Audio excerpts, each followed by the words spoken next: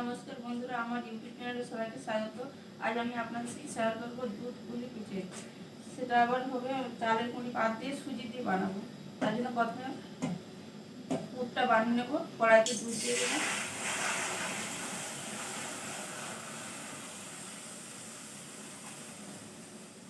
পুরটা নারকেল দিয়ে হবে না, সেটা হচ্ছে ক্ষীরের পুর হবে।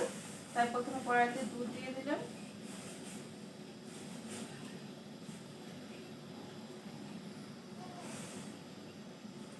দুধটা এবার অনবরত নাড়তে হবে।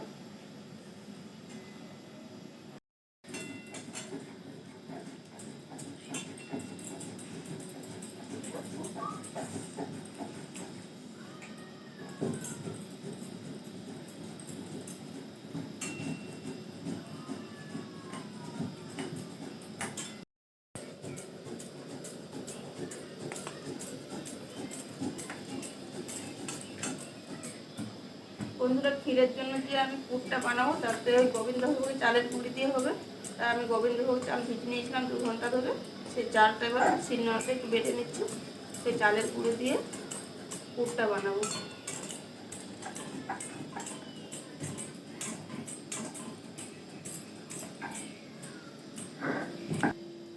দুধটা আমি এইভাবে 10-15 মিনিট জাল করে নিয়েছি। দুধটা এখন প্রচুর ঘন হয়ে গেছে। এরপর দুধের মধ্যে দিয়ে দেবো গোবিন্দভোগ চালের গুঁড়ি।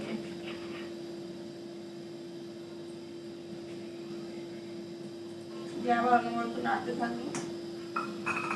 আস্তে আস্তে ঘন হয়ে যাবে। আবার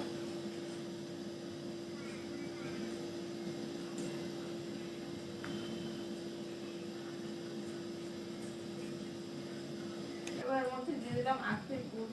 আপনারা খেজুর গুঁড়ো দিতে পারেন, আমি আখের গুড়টা দিয়েছি। ভালোভাবে নেড়ে নেব।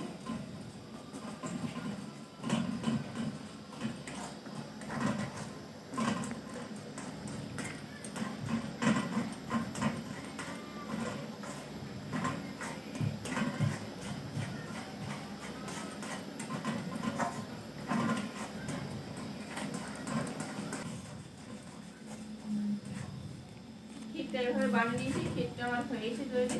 এবার ক্ষীরটা নামিয়ে ঠান্ডা দিয়ে দিলাম। কড়াইতে আমি জল দিয়ে দিলাম পিঠের ডোটা বানানোর জন্য।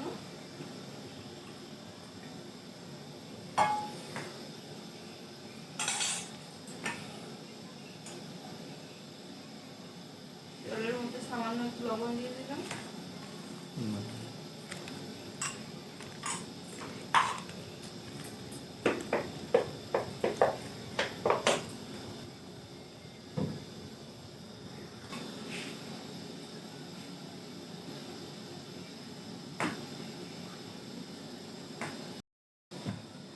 জল ফুটে গেছে। এবার সুজিটা অল্প অল্প করে দিয়ে নাড়তে থাকবো।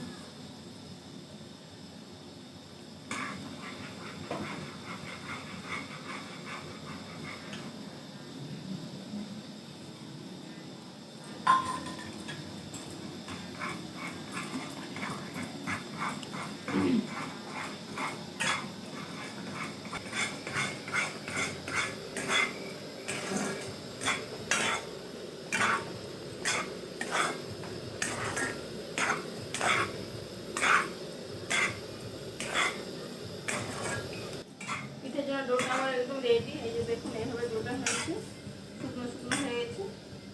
কড়ার মধ্যে আর একটু লেগে নেই। এবার ডোটা নামিয়ে নেব।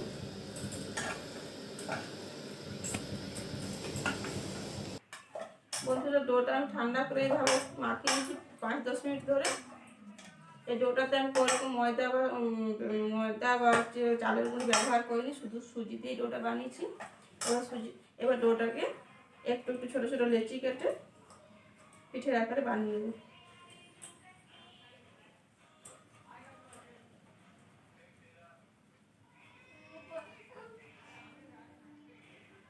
এভাবে গোল করে নিয়েছি হাতের সাহায্যে। তেল দিয়ে হালকা খিলি খিলি করে নেব।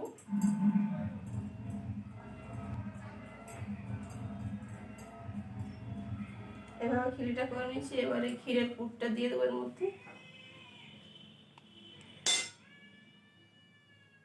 বন্ধুরা, এই পিঠেটা আমি কোনোরকম ভাপে বানাবো না, এটা সম্পূর্ণ দুধ দিয়ে ফুটিয়ে নেবো, তাহলে পিঠাটা আমার হয়ে যাবে।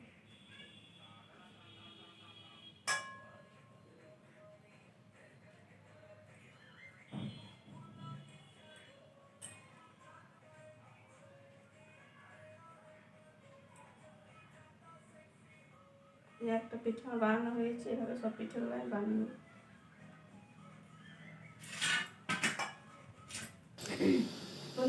বন্ধুরা পিঠেগুলো সব এভাবে বানিয়ে নিয়েছি।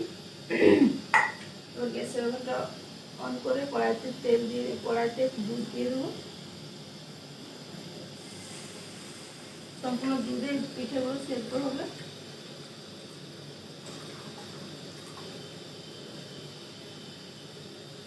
দুধটা একটু ভালো করে জাল করে নেবো, দিয়ে পিঠেগুলো দিয়ে দেবো দুধ মধ্যে।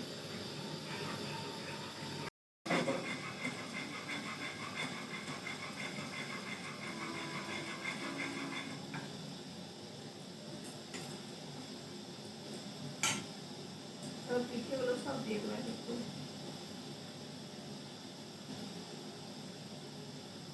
পিঠেগুলো আলাদা করে ভাপানোর দরকার নেই, এবার দুধের মধ্যে 5-7 মিনিট জাল করলে পিঠেগুলো রেডি হয়ে যাবে।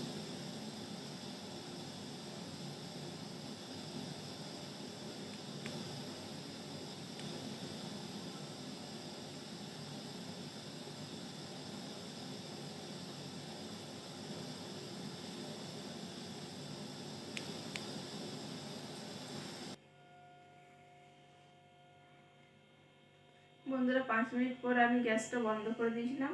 পিঠাটা আমার সম্পূর্ণ রেডি। দেখুন এই পিঠাটা খুব নরম এবং তুলতুলে হয়, খেতেও খুব সুন্দর হয়। আপনারা একবার ট্রাই করে দেখবেন সুজির এই দুধ পুলি পিঠাটা।